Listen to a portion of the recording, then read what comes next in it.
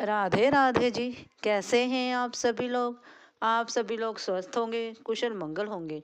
आप सभी के स्वास्थ्य और कुशल मंगल की कामना मैं ईश्वर से करती हूँ कि आप सभी लोग स्वस्थ रहें और कुशल मंगल रहें। एक बार एक शिष्य गुरु के पास गया।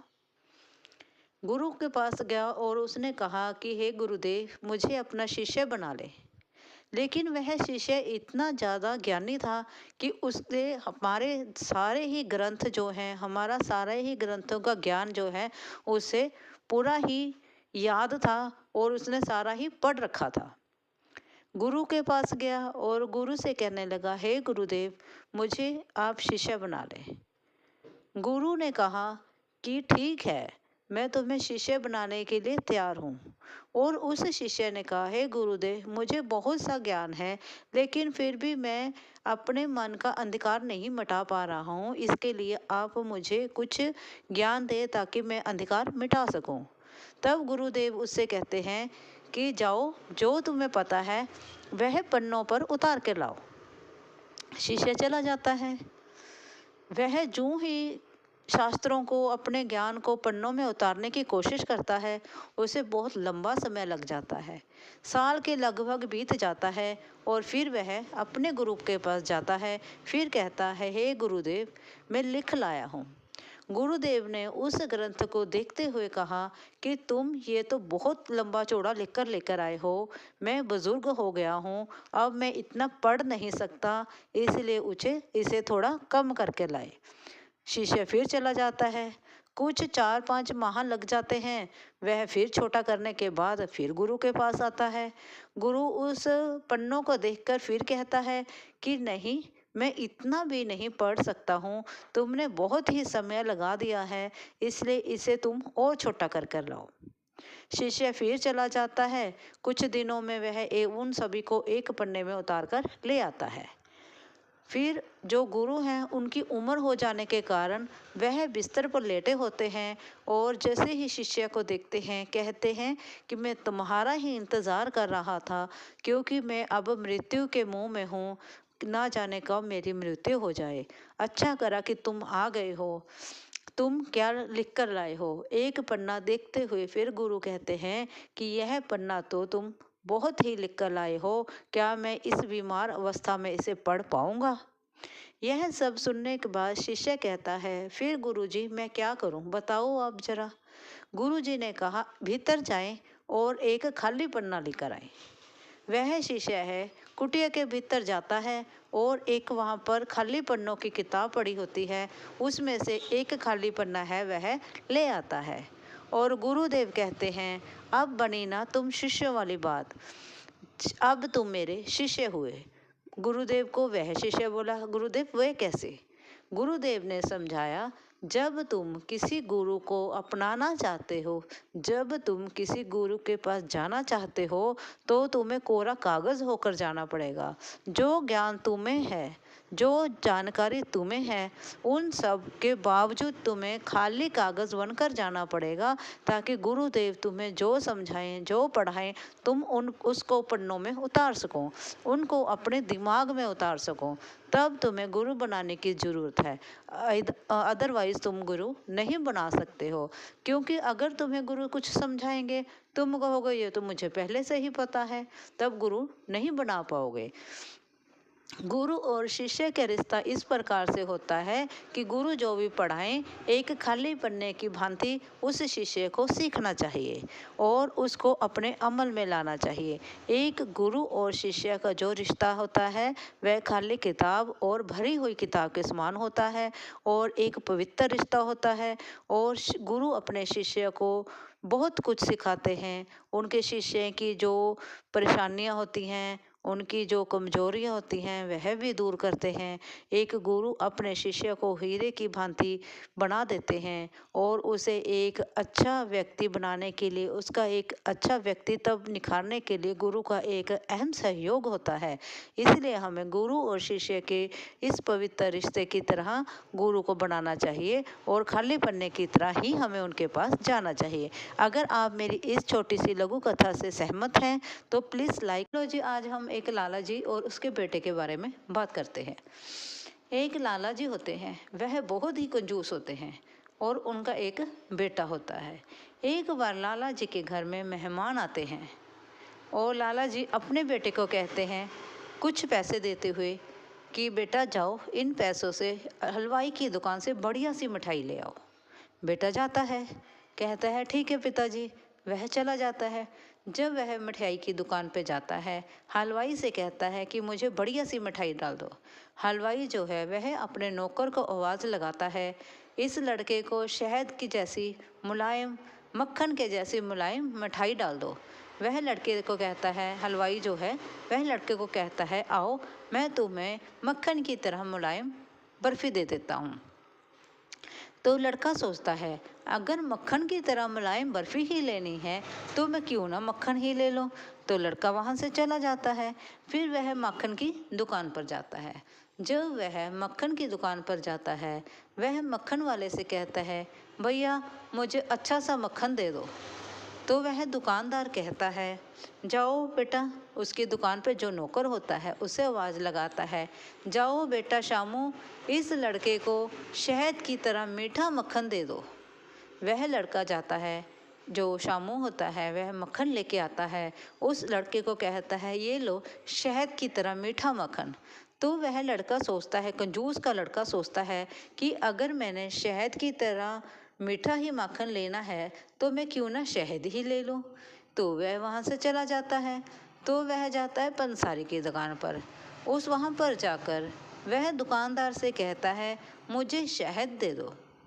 चलो जी, दुकानदार शीशी निकालता है और उसे शहद देता है। फिर लड़का कहता है लेकिन मुझे शहद बहुत ही अच्छा चाहिए, अच्छी क्वालिटी का शहद चाहिए। वह लाला जी कहते हैं, वह दुकानदार कहता है कि हाँ बेटा, यह शहद बहुत ही साफ़ सुथरा और पानी की तरह स्वच्छ है। यह शहद पानी की तरह है, बिल्कुल ट्रांसपेरेंट है। यह पानी की तरह बिल्कुल साफ शहद है और खाने में भी अच्छा होगा।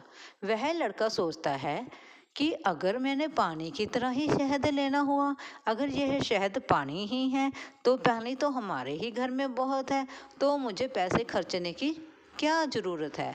वह इस प्रकार से अपने घर पर वापस चला जाता है।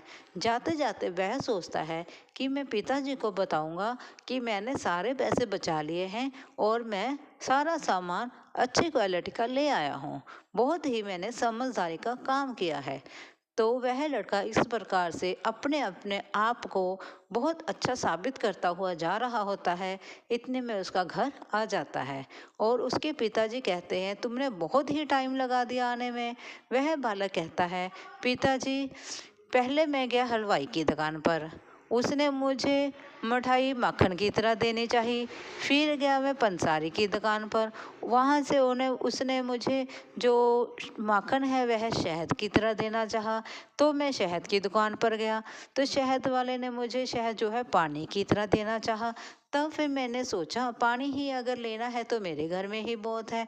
तो जब हमारे घर में पानी है तो हमें पैसे लगाने की क्या ज़रूरत है। क्यों ना हम अपने पैसे बचाकर मेहमानों को पानी ही पिला दें, वह ही सबसे अच्छा है। वह कंजूस सेठ जो है वह सोचता है, लाला जो सोचता है वह कहता है बेटा वाह, तुमने कितना दिमाग लगाया, कितना अच्छा कार्य किया। ये तो बहुत बढ़िया किया कि तुमने पैसे बचा लिए। चलो हम मेहमानों को पानी ही पिला देते हैं। जाते जाते भीतर दिमाग में आया लाला जी के, तो इतना घूमने के बाद तो तुम्हारी चप्पल घिस गई होगी। बेटा बहुत ही चुस्त था। उसने कहा नहीं पापा जी, ये चप्पल तो मेरी नहीं है, ये तो मेहमान की चप्पल है। ये इस कहानी से आप क्या समझते हैं? क्या कोई इतना कंजूस हो सकता है? क्या हमें जीवन में इतना कंजूस होना चाहिए कि मेहमान की चप्पल पहनकर ही हम सारा बाजार घुमाएं और फिर मेहमान को पानी पिलाकर ही रवाना कर दें? कभी ऐसा ज़िंदगी में होता है? क्या हमें ऐसा करना चाहिए? जो मेहमान हमारे घर में आते हैं वह भगवान का रूप होते हैं।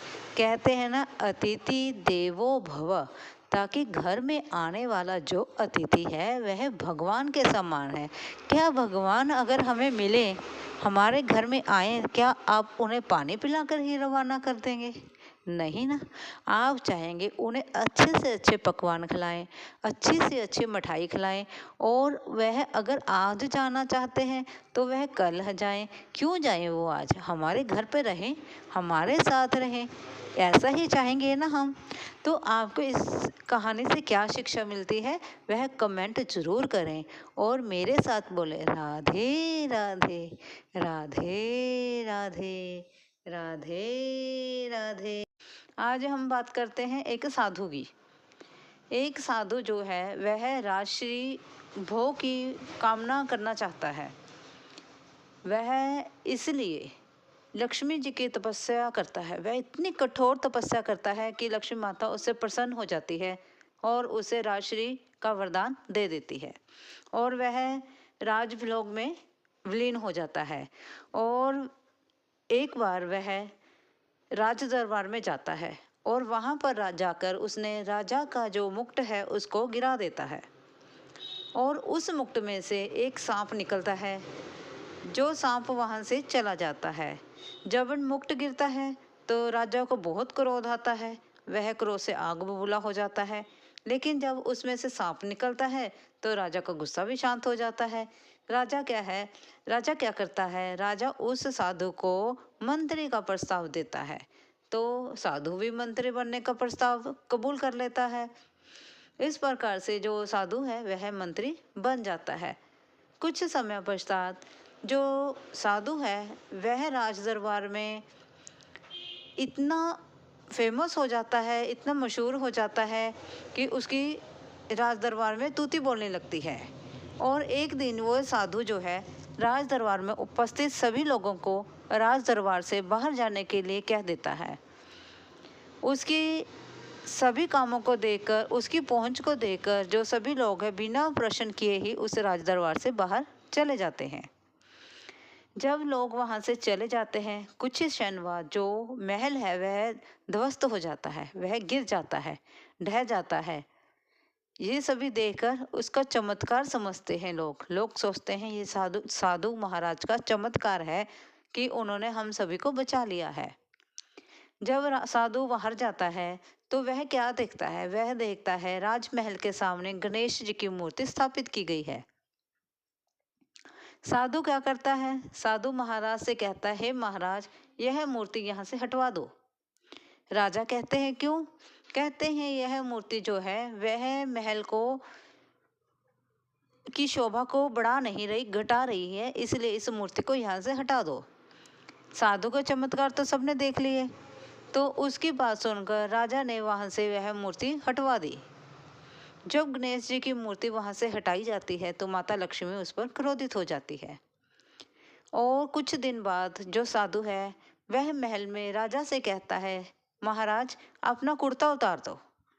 साधु की बात सुन के महाराज कुर्ता उतार देता है, क्योंकि पहले जो जो उसका मुकुट था वह गिरा, उसमें सांप था। फिर उसने महल से बाहर जाने के लिए कहा तो महल ढह गया। तो राजा ने सोचा कुर्ता उतार ही दूं, ना जाने क्या बात है। कुर्ता उतार देता है। राजा पूछता है क्यों? साधु कहता है, महाराज आपके कुर्ते में सांप है। चोर डर के मारे राजा कुर्ता उतार देता है, कुर्ते में से कुछ नहीं निकलता। तो उसके कारण राजा जो है साधु को जेल में डाल देता है। जब जेल में डाल दिया गया साधु, तो साधु बहुत चिंतित हो जाता है। कहता है, मैं सोचता है कि मैंने लक्ष्मी माता से वरदान मांगा था, ये आज मेरे साथ क्या हो गया। वह फिर से कठोर तपस्या करता है और फिर से माँ लक्ष्मी उसके सपन में आती है और कहती है, तुमने गणेश जी की मूर्ति राजमहल के सामने से हटवा दी है। जहाँ गणेश जी नहीं होते वहाँ मैं भी नहीं होती। जब गणेश जी की पूजा मेरे साथ की जाएगी तभी मैं होंगी।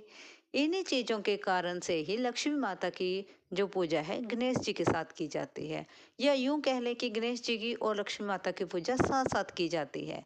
बहुत सारी ऐसी ही कहानियां हैं, ऐसी कथाएं हैं, ऐसे ही छोटे छोटे किस्से हैं जो लक्ष्मी माता जी और गणेश जी को आपस में जोड़ती हैं।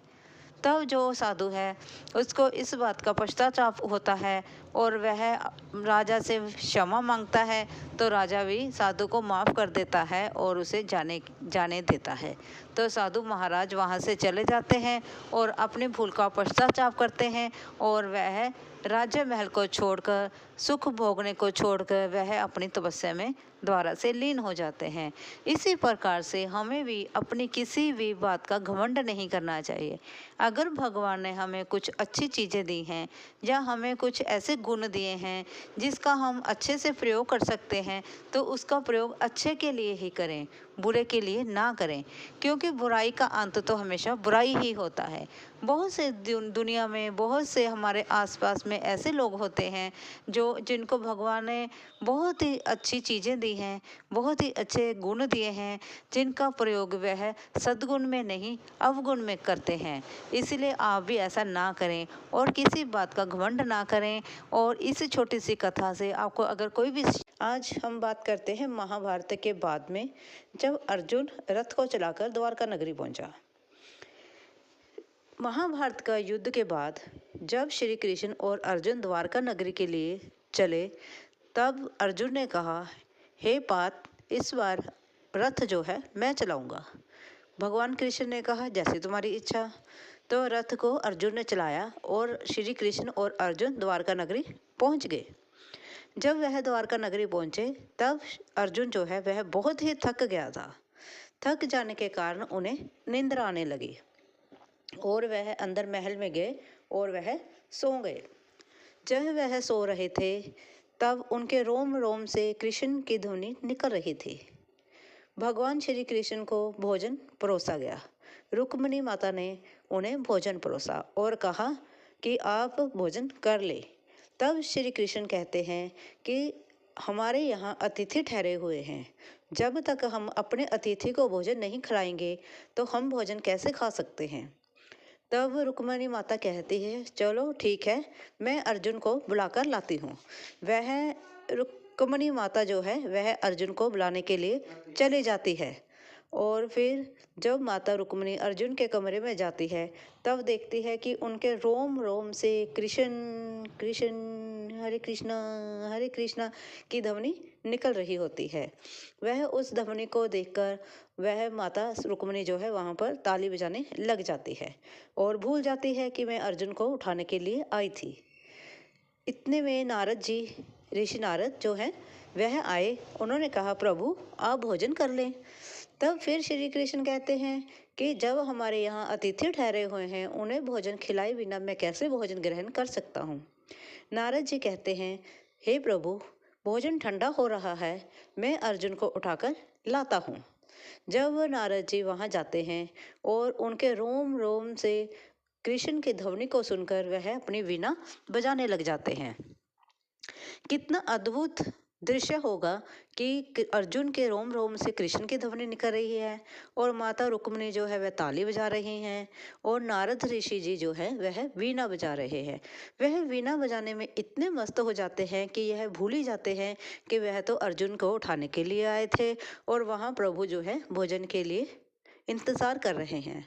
वह बैठ जाते हैं वही ध्वनि बजाने के लिए। उन ध्वनि के बीच में उन्होंने अपनी वीणा की ध्वनि जो है वह छेड़ देते हैं। इतने में सत्यभामा माता आती हैं। सत्यभामा जी कहती हैं, आप भोजन क्यों नहीं करते स्वामी। तब श्री कृष्ण कहते हैं, पता नहीं ऐसा क्या है कि जो अर्जुन को उठाने के लिए जाता है वहीं पर रह जाता है। और माता भामा जो है वह कहती हैं कि भोजन ठंडा हो रहा है, प्रभु आप भोजन कर ले, जब अर्जुन उठेगा तब उसे भोजन हम खिला देंगे। तब कृष्ण जी कहते हैं, नहीं सत्यभामा, नहीं, अतिथि को भोजन खिलाए बिना खुद भोजन खाना हमारी परंपरा नहीं है, हमारी मर्यादा नहीं है। तो सत्यभामा भी चली जाती है। जब सत्यभामा वहाँ पर जाती है और देखती है कि रुक्मिणी ताली बजा रही है, नारद जी वीणा बजा रहे हैं, तो इस इतनी सुंदर ध्वनि के बीच में सत्यभामा जो है वह नृत्य करने लग जाती है। नृत्य करते करते वह यही भूल जाती हैं कि वह अर्जुन को उठाने के लिए आई थी। तब भगवान श्री कृष्ण सोचते हैं, जो भी जाता है वहीं का बनकर रह जाता है, ऐसा क्या है, चलो मैं खुद ही जाता हूँ और अर्जुन को ले आता हूँ। जब प्रभु वहाँ जाते हैं तब देखते हैं कि अर्जुन के रोम रोम से कृष्ण की ध्वनि निकल रही है। रुक्मणी जी ताली बजा रहे हैं, ऋषि नारद जी वीणा बजा रहे हैं और सत्यभामा नाच रही है। इतना मधुर दृश्य देखकर कृष्ण जी की आंखों से अश्रु बह जाते हैं और वह श्री अर्जुन जी के चरणों में बैठकर उनके चरण दबाने शुरू कर देते हैं। जब भगवान कृष्ण की आंखों से अश्रु आ रहे होते हैं, उनसे वह आंसू जो हैं जब अर्जुन के पांव पर गिरते हैं, अचानक से ही अर्जुन की आंख खुलती है और कहते हैं, हे प्रभु, आप क्या कर रहे हैं। तब श्री कृष्ण जी देखो कितना सुंदर जवाब देते हैं।